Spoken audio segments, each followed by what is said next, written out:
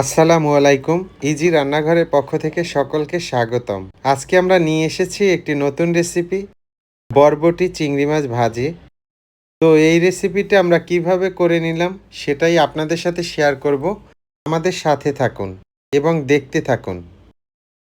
আমাদের চ্যানেলে যারা নতুন রয়েছেন অবশ্যই চ্যানেলটিকে সাবস্ক্রাইব করে দেবেন।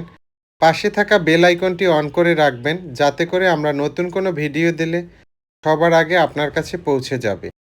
তো চলুন দেখে নেই আমরা কিভাবে এই সুস্বাদু বরবটি চিংড়ি মাছ এবং আলুর রেসিপিটি করে নিলাম, সেটাই আপনাদের সাথে শেয়ার করব। এই রেসিপিটি অত্যন্ত সুস্বাদু হয়। বিশেষ করে বাড়িতে আপনারা এটা করে নিতে পারেন। যারা সবজি খেতে চায় না তাদের জন্য কিন্তু অনেক কার্যকরী এটা ভূমিকা নিবে।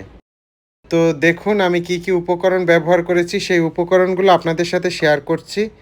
এখানে দেখেন আমি বরবটি কেটে নিয়েছি, চিংড়ি মাছ নিয়েছি, আলু নিয়েছি, আরও কিছু ঘরোয়া মশলা ব্যবহার করেছি, সেগুলোই আপনাদের সাথে শেয়ার করছি। চুলায় একটি প্যান বসিয়ে দিলাম, তাতে দিয়ে দিলাম আমি সাদা তেল। তেলের মধ্যে আমি দিয়ে দেব পেঁয়াজ। পেঁয়াজটাকে খুব ভালোভাবে ভেজে নিব। এই যে দেখেন আমি কুচানো পেঁয়াজটা নিয়ে নিলাম। এখন তেলের মধ্যে এটাকে ভেজে নিচ্ছি। আপনারাও যখন এই রেসিপিটি করবেন এভাবে একটু ভেজে নেবেন। এই রেসিপিটি সরিষার তেল দিয়েও করতে পারেন। এখন আমি এর মধ্যে অ্যাড করে দিচ্ছি চিংড়ি মাছ। এখানে আমি কিছু ছোট চিংড়ি মাছ নিয়েছিলাম একদম কোটা। এই যে দেখেন চিংড়ি মাছগুলো এখন তেলের মধ্যে একটু ভেজে নিচ্ছি। এই রেসিপিটি আপনারা শুটকি চিংড়ি মাছ দিয়েও করতে পারেন, সেটাও কিন্তু অনেক মজাদার হবে। বিশেষ করে আপনারা রান্নার এই পদ্ধতিটা ফলো করবেন। আমি দিয়ে দিচ্ছি হলুদ গুঁড়া, দিয়ে দেব আমি ঝালমরিচ গুঁড়া। ঝালটা আপনারা কে কে পরিমাণ খান নির্ভর করবে। দিয়ে দিলাম আমি ধনিয়ার গুঁড়া এবং জিরার গুঁড়া। এখন এগুলোকে একটু কষিয়ে নিচ্ছি। দিয়ে দেব লবণ। লবণটাও স্বাদমতো ব্যবহার করতে হবে। এখন আমি এর মধ্যে দিয়ে দেব আদা বাটা এবং রসুন বাটা। এটা অবশ্যই ১ চামচ পরিমাণ দিলেই হবে। এটা দিবেন তাহলে কিন্তু খেতে অনেকটা ভালো লাগবে। এই যে দেখেন মশলাটাকে কষিয়ে দিলাম, তার মধ্যে আমি একটু পানি এড করে দিলাম। মশলাটা বিশেষ করে পুড়ে যাতে না যায় সেজন্যই পানিটি ব্যবহার করেছি আমি। এখন মশলাটাকে একটু কষিয়ে নিচ্ছি। এই যে দেখেন এভাবে কষিয়ে নিবেন। বরবটির কিন্তু অনেক উপকারিতা রয়েছে। বরবটি ফাইবার যে রয়েছে এই ফাইবারটা কিন্তু হজম প্রক্রিয়ার জন্য অত্যন্ত গুরুত্বপূর্ণ। তো আমি এই যে কষানো মশলার মধ্যে দিয়ে দিলাম বরবটি। দেখেন বরবটিগুলো আমি যেভাবে কেটে নিয়েছি আপনারা এই সাইজ করেই কেটে নেবেন। দিয়ে দেব কুচানো আলু। এই যে দেখেন আলুটাকেও আমি অ্যাড করে দিলাম। এখন এগুলোকে খুব ভালোভাবে একটু মশলার সাথে মিশিয়ে কষিয়ে নিব। একটু নেড়ে নিলাম। এখন এ পর্যায়ে একটা ঢাকনা দিয়ে ঢেকে দিব। দেখেন এই যে আমি এখন ঢাকনাটা তুলে দেখাচ্ছি।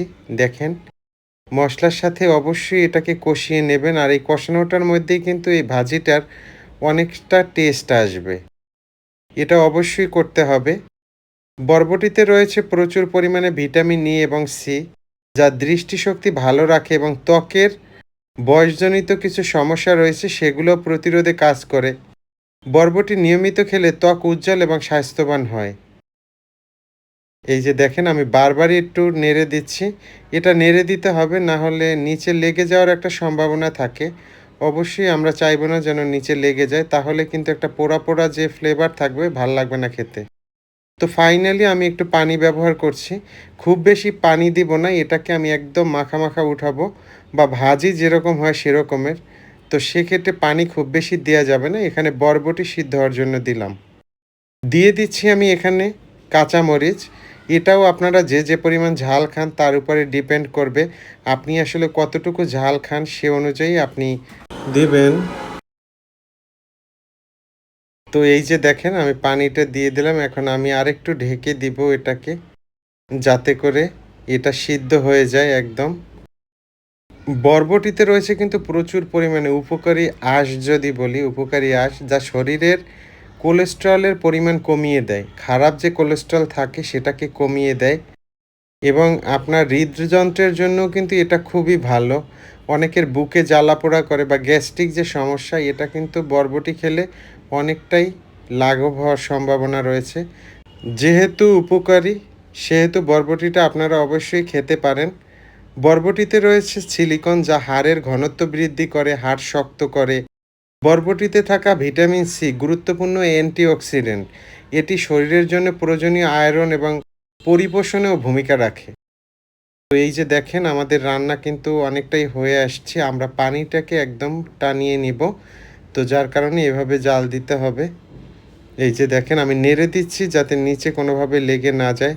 এরকম রেসিপি করলে কিন্তু অসাধারণ লাগে খেতে। তো অবশ্যই বাসায় ট্রাই করবেন। ধন্যবাদ জানাচ্ছি সকলকে যারা ভিডিও দেখেন। ভিডিওতে প্রতিনিয়ত আপনারা কমেন্টস করেন। ভিডিও আমাদের বিভিন্ন প্ল্যাটফর্মে শেয়ার দেন। আপনাদের কাছে অনেক অনেক কৃতজ্ঞ। আমাদের চ্যানেলে যারা নতুন রয়েছেন অবশ্যই চ্যানেলটিকে সাবস্ক্রাইব করে দেবেন। পাশে থাকা বেল আইকনটি অন করে রাখবেন যাতে করে আমাদের নতুন কোনো ভিডিও এলে আপনারা পেয়ে যাবেন সবার আগে। আমাদের চ্যানেলে প্রতিনিয়ত আমরা ভিডিও দিয়ে থাকি। আপনি কোনো না কোনো রেসিপি অতি সহজে আমাদের চ্যানেল থেকে শিখে নিতে পারবেন এবং এটা আপনার অনেকটাই কাজে লাগবে। তো আপনারা ভালো থাকবেন, সুস্থ থাকবেন। আপনাদের সুস্বাস্থ্য কামনায় আল্লাহ হাফেজ।